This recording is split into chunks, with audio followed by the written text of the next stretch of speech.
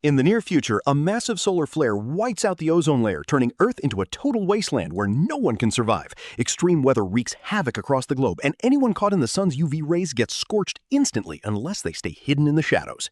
15 years after the flare, an engineer named Finch is out scavenging for supplies with his robot buddy Dewey. To survive the lethal radiation, he wears a high-tech suit that monitors radiation levels and keeps him protected. While Finch hums a little tune, the duo raids a store, grabbing whatever they can find, even dog food. There are bodies scattered everywhere, but they've seen it all before and just ignore them. Once he's done, Finch marks the building so he knows it's already been picked clean for future trips. He then hops in his truck using a marked-up map to navigate an abandoned town buried in sand. Since the world is empty, Finch doesn't mind ramming cars out of the way with the truck. Suddenly, his suit alerts him to a giant storm rolling in, so he floors it to get away as fast as he can. After dodging a graveyard of cars, he manages to escape the city just in time. He eventually reaches his underground lab, which used to be the aerospace energy company where he worked. The storm is right on his heels, but Finch drags Dewey inside and seals the building before the wind can sweep them away. Once they're safe, Finch gives his suit and Dewey a deep clean before hitting the shower. Suddenly, he has a violent coughing fit, revealing that he's on borrowed time, slowly dying from all that radiation exposure. After everything is sanitized, Finch heads into the area he's turned into a cozy apartment and gets a big welcome from his dog Goodyear. They share a bunch of hugs and kisses. Goodyear digs into the dog food Finch found, but Finch only has a drink because his own supplies are running low. He puts today's haul in the fridge, eyeing a can of peaches but reminding himself to save it for a special occasion. Afterward, Finch gets back to his main project, building a humanoid robot to look after Goodyear once he's gone. A robotic arm scans countless books, uploading all of human knowledge into a database for the robot's brain. He only pauses to play fetch with Goodyear, who's more than happy to bring the ball back. Later that night, Finch reads up on radiation and gets hit with the reality of how little time he has left. Instead of sleeping, he pushes to finish the robot before it's too late. He's almost done with the head, but realizes he's missing eyes, so he takes Dewey's and promises to replace them later. When he activates the robot, it can't speak yet, but it can nod in response to questions. Finch is incredibly excited and immediately tweaks the voice box. The robot finally speaks, which prompts Goodyear to start barking at it. The robot chooses the name Jeff and proves he's a walking encyclopedia of random facts. But he also has to follow the rules Finch programmed into him, like never hurting a human. The most important one is the fourth directive. He must protect Goodyear at all costs once Finch is gone.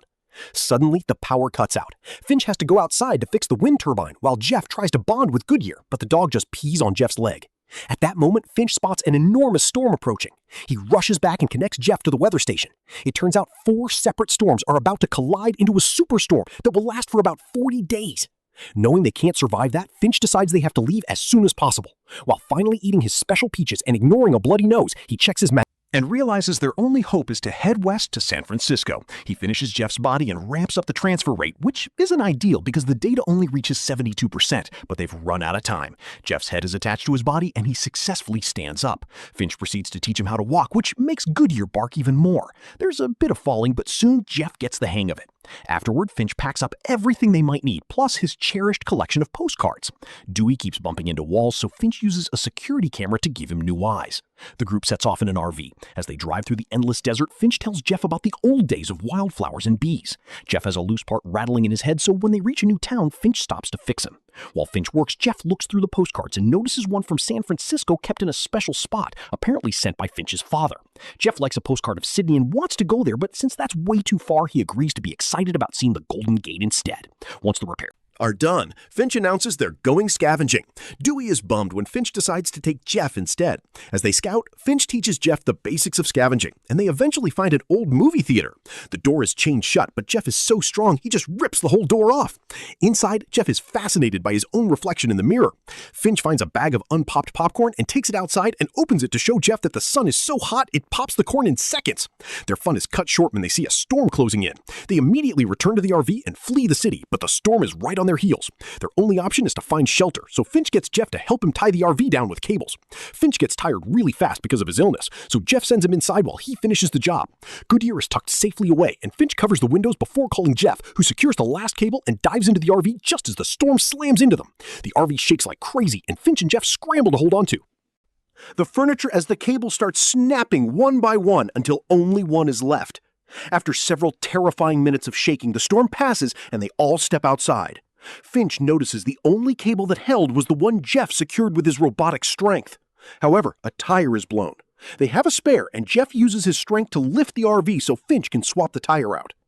They spend the night there to get some rest, and the next morning they deploy solar panels to keep going. Jeff barks back at Goodyear, thinking he's learning the language, but Finch explains that trust takes time. Later, on the road, Jeff asks, what exactly is trust? Finch doesn't really know how to explain something that deep, so he tells a story instead. At his first job, he worked with a team of bad workers to finish a project. Finch fixed a software issue all by himself, but gave the whole team credit to win their trust. But Jeff doesn't get the point. He says Finch's problem was that he didn't trust them to begin with. The talk is cut short by Finch having a coughing fit, so he stops at a roadside restaurant. To take a break, he parks the RV in the shade and rushes into the restaurant without his suit, only to start coughing up blood. Suddenly, he hears barking and realizes Goodyear refuses to be taken out by Jeff, so a frail Finch has to lead the dog inside himself after telling Jeff to guard the RV. While Finch tries to have a sweet moment with Goodyear, Jeff tries to figure out how to work the RV. He manages to play some music, and then he tries to drive it, accidentally ramming a car. Finch hears the crash and rushes out, and Goodyear follows him, almost stepping into the sunlight. Luckily, Finch stops him just in time. Then Finch lays into Jeff for what he did and makes him move the RV back, but Jeff ends up hitting a pillar. Furious, Finch puts his hand under the sun for a few seconds to prove how bad it burns.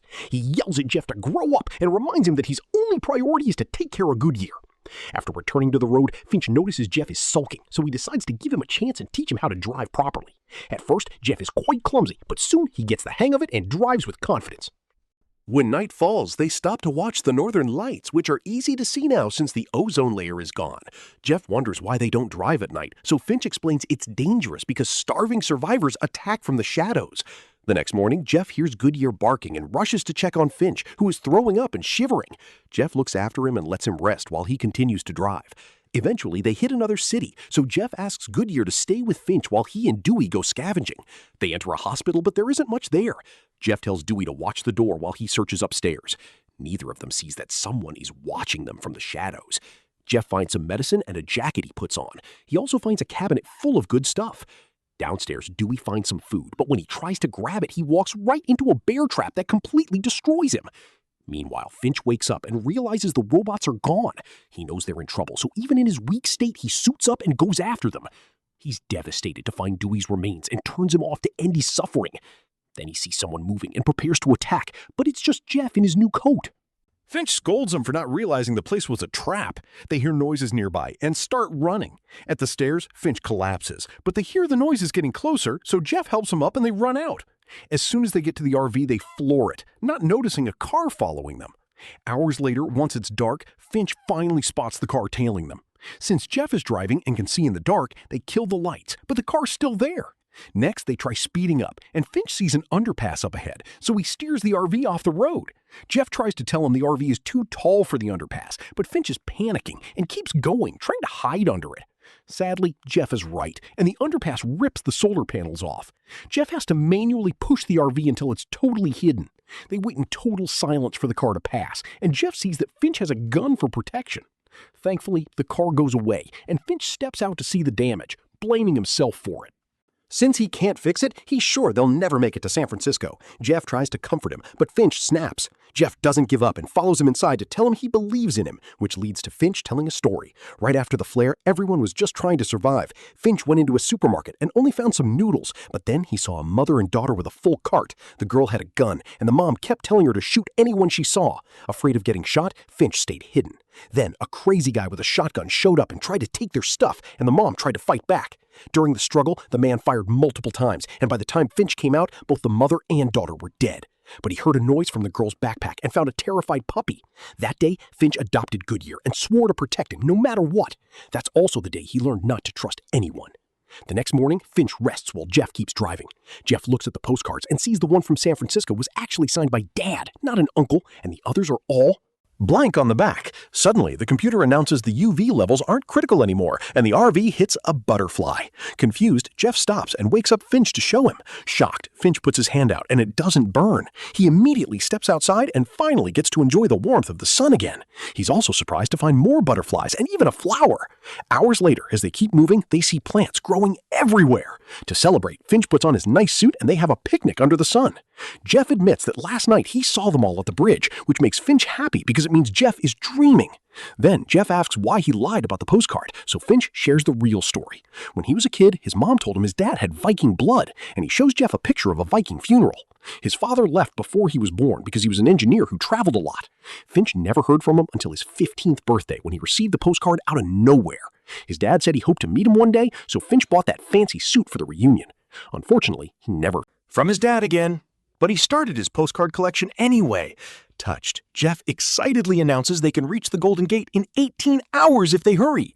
But Finch reminds him he'll die soon and won't make it. After making Jeff promise to take care of Goodyear, Finch throws a ball to show Jeff how to play with the dog. Jeff throws the ball as well, but Goodyear always brings it back to Finch because he's still wary of the robot. Suddenly, Finch starts coughing up blood, and when Jeff asks if he can help, Finch says he already has. They shake hands and share a final warm hug. Afterward, Finch goes into the RV to rest while Goodyear watches over him.